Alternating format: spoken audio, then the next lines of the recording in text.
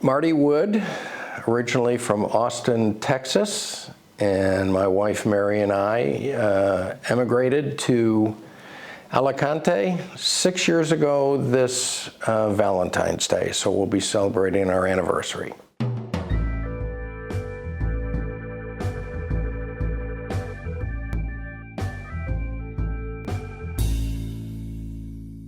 Well, for all your listeners who have experienced the Spanish bureaucracy, it was a real kind of roller coaster journey. Our friends Ignacio and Pedro were most helpful, and their entire staff and the entire process. We worked with them remotely. We were in Texas. They were obviously here in Alicante, and we were able to go through the entire retirement visa process through remote control. So that was most helpful. I would tell you that often we have friends in the States that'll say, well, do you regret anything about the move? And in the 6 years that we've been here, I tell people our only regret is that we didn't do it about 10 years earlier. So we've had a great run. We love Spain. We love Alicante. We think Spaniards are incredibly patient, giving, wonderful folks. And as I said, had we done it 10 years earlier, we'd be even that much happier. But we're very happy now. Basically, I had retired from work. And my wife and I were kind of, as I like to say, doing the math about, okay, where would we like to retire? We loved Austin, Texas, as good a place as I've lived ever in my life, but the cost of living in Austin was going crazy 6 years ago, and it's even crazier now, and we're looking at some other places in the States, Santa Fe, New Mexico, the island of St. Croix in the U.S. Virgin Islands. And we came here on a vacation. We're actually bringing one of our daughters here for her birthday just to celebrate. And we got here, and between the sunshine and the climate and the great food and the great people, and we looked at each other and said, well, the math sure is advantageous. Why wouldn't we consider perhaps moving to Spain, and specifically to Alicante? So as we went through that process, and Ignacio and Pedro at Pellicer in that area were most helpful through that entire decision-making process about, okay, what would it take, what's involved, what do you have to show, etc. We just said, you know what, we're at a stage in our lives where let's take a run at this thing and see how it works out, and it's worked out great. So how much did they get involved? Did they get involved in you looking at property as well? So here's how we use them. So as far as the property angle goes, we had been researching properties online. Probably we came on the visit in 2018, and then we came back over in 2019. So we were researching properties online, and we used them as a sounding board. You know, hey, we're looking at this place, but it's in something called Torrevieja. And they would nod and smile and basically say, well, Torrevieja is down the coast, and we think if you want a genuine, more Spanish experience, that Alicante might be a better option for you. Alicante's bigger, has more things to offer, et cetera, et cetera. So it was a sounding board at first, and then when we narrowed it down to a handful of properties to physically look at when we came back over, they helped us establish rapport with real estate agents, as we call them in the States. And then when we decided on this place, they literally did everything for us. So they helped us make the offer. They helped us make a counter offer when the prior owners countered, et cetera, et cetera. And then we were sitting having a cold beer down at the Mercado at the Rotunda, the outdoor bar. And Ignacio called and said, congratulations, your offer has been accepted. And I turned to my wife and I said, well, I guess we're moving to Spain. So that's how it worked, but they were instrumental through that whole process. And this is the sort of property and location you were after? Was it you didn't fancy somewhere quieter with a pool and?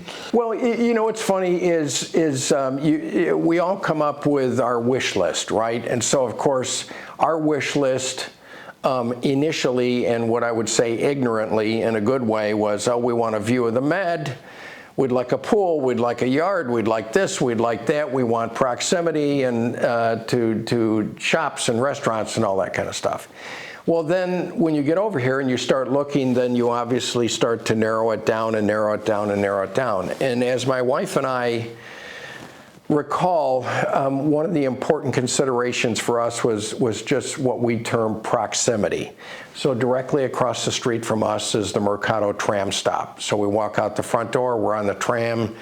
I can be at Alicante Golf, she can be at her tennis club at Montemar. We can walk 10 minutes in that direction and there's just a million restaurants and bars. Corte Inglés is within walking distance, so all of that was very important to us.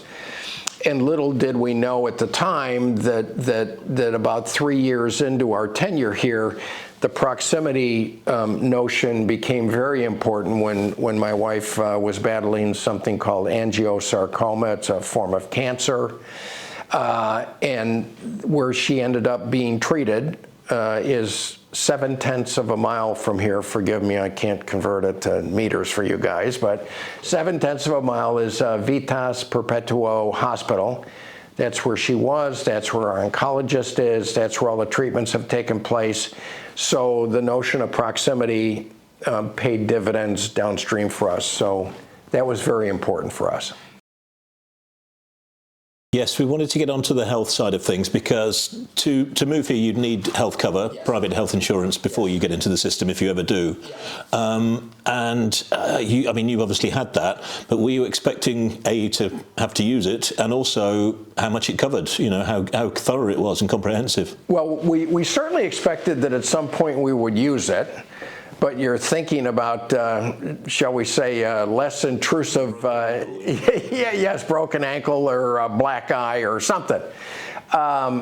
So I'll go back a little bit and tell you how we kind of made our decision on our provider. So to your point, when you are applying for the non-lucrative visa, one of the things you have to show as someone coming from the States, and I trust it's now from the UK as well, is that you have private health insurance. You know, out of ignorance, we don't know what coverage we should take, so let's err on the side of taking the best coverage. And I want to say it was something on the order, and I was in my 60s, she was in her early 70s at the time.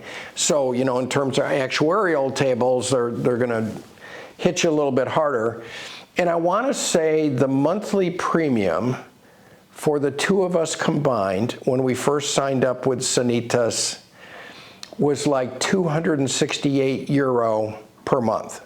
Now, let me put that into context for you, for someone coming from the States. We both have kept our Medicare government coverage in the States, but they too also charge you because we've been told that if you ever want to go back to the States and you drop Medicare, getting it back again is a nightmare. So we thought, well, okay. So the monthly premiums for each one of us that they withhold from our Social Security payments is over 200 per month per person, so over 400. And we're looking at Sanitas at 268 and going like, oh my God. So the story gets even better. So so our first year was a blur, our second year was COVID, everybody remembers that. And then our third year is when my wife Mary got sick. And we didn't know what to expect in terms of coverage. We didn't know what kind of bureaucratic maze we'd have to go through and all of that kind of stuff. And we were pleasantly surprised in that literally anything the oncologist prescribed, any kind of treatment, any kind of test, whatever, as well as the radiologist, because she went through both chemotherapy and radiation treatment. No questions asked, you're approved, go do it. So in the midst of all of this is our annual renewal for the premiums. And I'm thinking like, okay, I haven't gotten a bill in the mail. We haven't been refused anything, but I don't think it's going to be €268 a month any longer.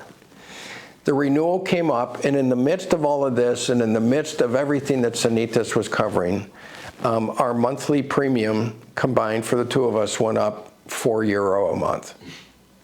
Just absolutely incredible. So we cannot say enough good things about the healthcare, the quality of the healthcare system in Spain, the quality of care that she has gotten, the quality of follow-up care as she's in remission and continues to fight this that she's gotten, and most importantly for us was just the level of empathy of the healthcare providers for not only her needs, but also for me and our family. It was just absolutely incredible and something that I absolutely cherish. We updated our will before we moved over here, and it's on file actually in San Antonio, Texas. And then we got here, and the realization, once all of the dust settled, the realization of, okay, now we have an asset in Spain, this Attico apartment we live in, and gee, does the U.S. law of a will supersede Spain, or does Spain have its own requirements, et cetera, et cetera? So we went and we sat with Ignacio, and he helped us navigate the difference, how Spain will view the Spanish assets versus how the U.S. may treat it, kind of blanket coverage in the States. So long story short, Ignacio not only arranged, but he went with us and sat with the notary here in Spain. And if none of you out there have experienced a Spanish notary yet, get a lot of rest the night before and drink a lot of coffee, because it's a very long process, but I'm sure there's a method to the madness. But he literally helped us create a complementary will in Spain that will make reference to our will in the States and be complementary of it, but at the same time be able to meet the requirements of Spanish law when that day comes. And last and certainly not least, as we're preparing to go through the gauntlet again, we'll be working with Guillermo in their office, Ignacio, Pedro, the entire shop, to do our Spanish income taxes. And what's great is, even though the income taxes in Spain, I think the deadline to file is June or something like that. But because the U.S. and Spain has an agreement to not double tax people, I work with them early on, and they work to get our Spanish income tax returns completed and filed, so that I in turn can meet the deadlines in the States, and then basically show if we have a liability in Spain, which typically we do. And I would say it's on a par with our liability in the States, so it's not outrageous by any means. But their efforts allow us to provide that to our CPA in the States, who then allows us to take a benefit, dollar for dollar benefit against whatever liability we have in the States. So they've been great on that front as well. And then I do want to make a plug for the glue that holds that office together, Nuria. Nuria, you know what, is the best, and we love her to death, and she's just been a wonderful resource for us. So they've been great.